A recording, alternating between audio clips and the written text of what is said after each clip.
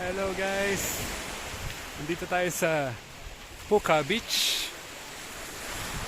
Baka na-miss nyo ng aking vlogs. Kaya eto, vlog tayo ulit. Grabe, ang pino ng sand dito. Sobrang pure. Super pure. I'll show you.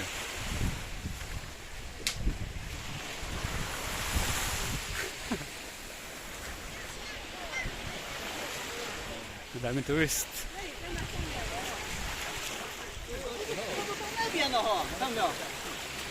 See?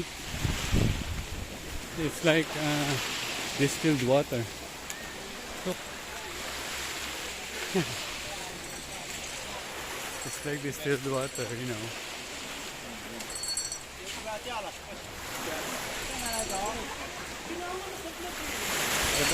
Ganda-ganda ng beach dito.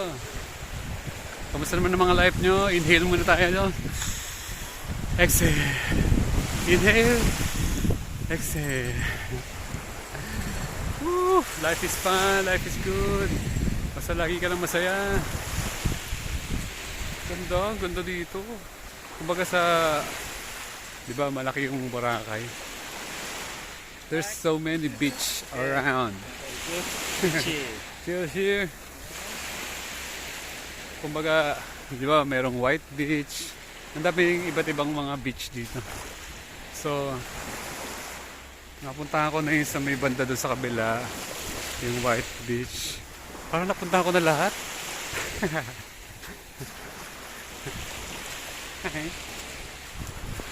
So, dito tayo sa may Puka Beach. Ang ganda rin dito. Amazing. Kung maganda laki ng Boracay, kung dun ka lang wala nakarating sa White Beach, hindi mo talaga napuntahan lahat. Kaya po nag-extend pa tayo dito ng mga ilang araw pa. Kasi ano talaga eh, kumbaga depende sa lugar kung kailangan mo siyang i-explore. Merong mga lugar siguro 3 days lang tapos na yung exploration. Pero may mga ganitong lugar na kailangan ng mga 9 days para ma-appreciate mo talaga. Kasi sayang naman yung pasyal mo, namamasyal ka nga, pero limited, hindi mo napuntahan lahat ng mga dapat mapunta. So as much as possible, kaya tayo nagtatagal sa isang lugar para ma-sure natin na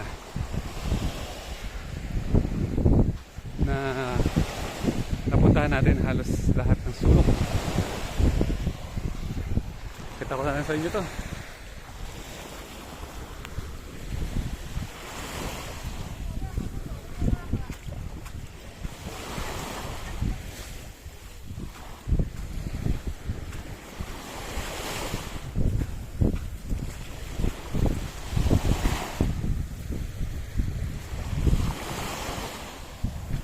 Nakita kong kuweba. Diyan tayo natambay sa loob para matapos ang ating vlog.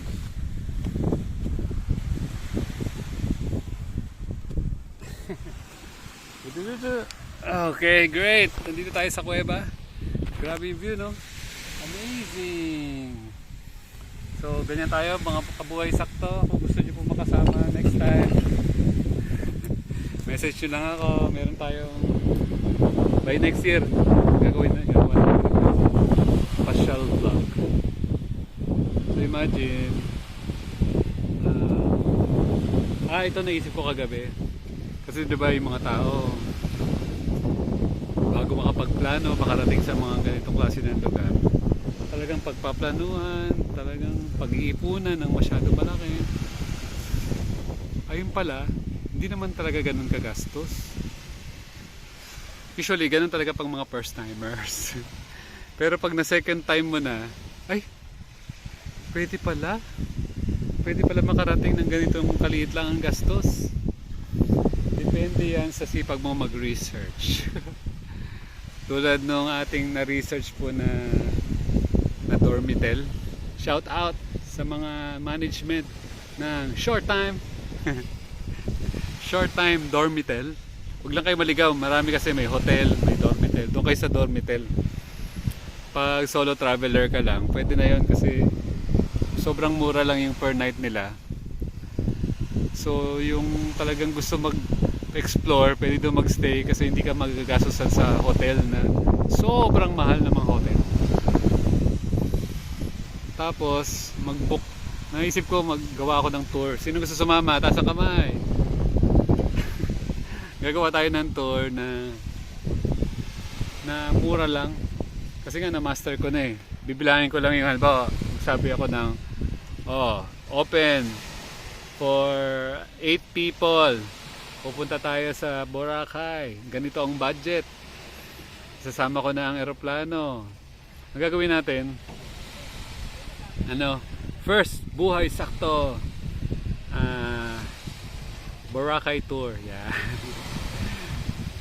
So, gawin na lang natin, panindigan na natin tong traveling vlog. Kasi alam naman natin talaga na ganito na magiging life natin eh. Kasi lahat talaga ng non-stop, unlimited ang beach dito. Unlimited ang beach dito sa bansang Ophir. So, pag mag-release ako ng plano, kayo mga aking mga subscribers, talagang sulit na sulit. Ganun talaga, para ma-discover mo yung bawat lugar, kailangan magstay ka ng matagal. So, sinacrifice ko ng sarili ko para sa inyo. Para ma-discover ko, na mura lang naman pala. Siyempre, kailangan planado. Halimbawa, magbubook na ako ng ticket. Kailangan magpadala kayo ng GCash para mabukoy na yung mga ticket. Advance booking dapat. Kasi ang mura na booking, example mga AirAsia, Cebu Pacific, kailangan mga 2 months or 3 months before na book mo na. So ganyan mag-planning, hindi pwede yung so tagal-tagal ko na ilang beses na rin ako nakarating dito, pero ngayon ko lang siya na-appreciate. Tapos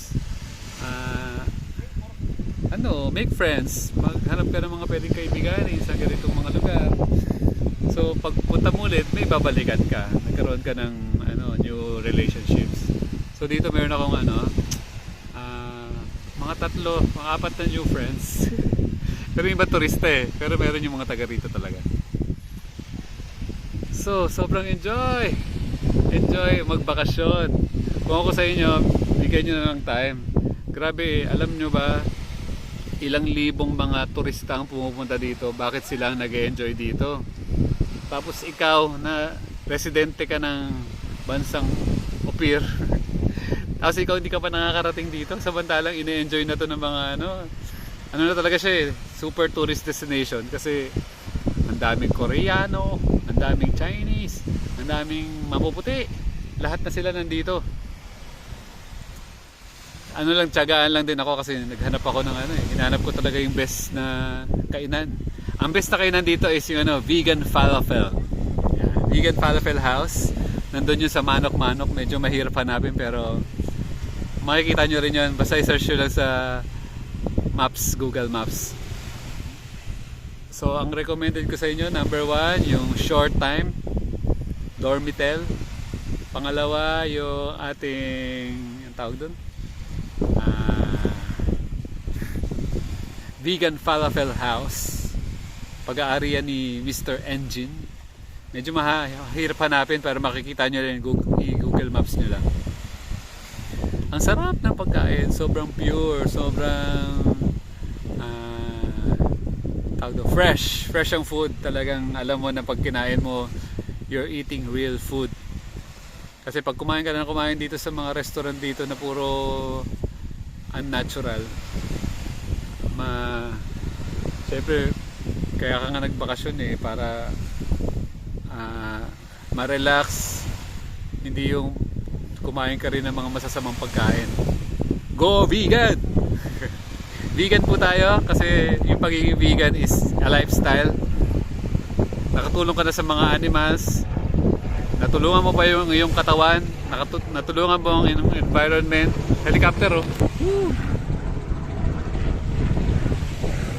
Yan, ang pinaka-importante, natulungan mo yung sarili mo.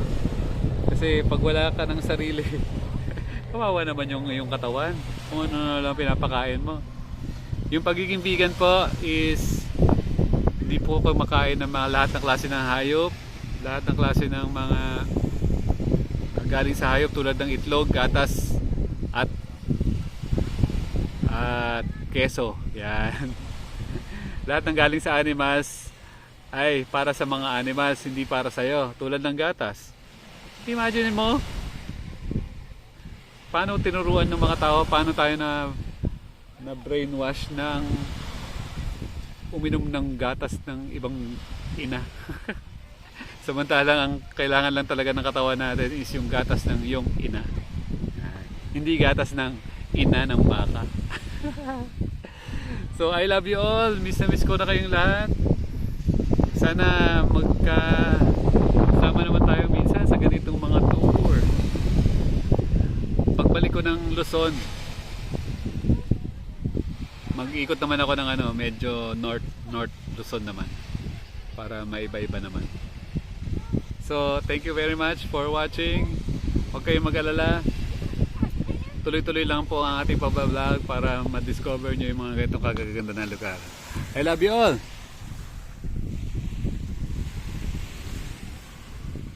Dito tayo, parang may kuweba dito. May kuweba, oh. Pasok kaya tayo doon. Masyado maliit. Extra minute. So thank you for watching. Huwag nyo kalimutan maging buhay sakto.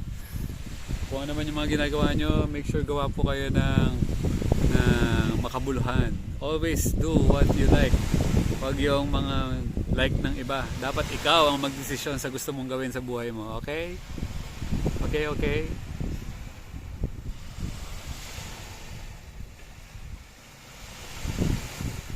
Kapayapaan, peace, kapayapaan sa inyong mga puso at isip. Bye!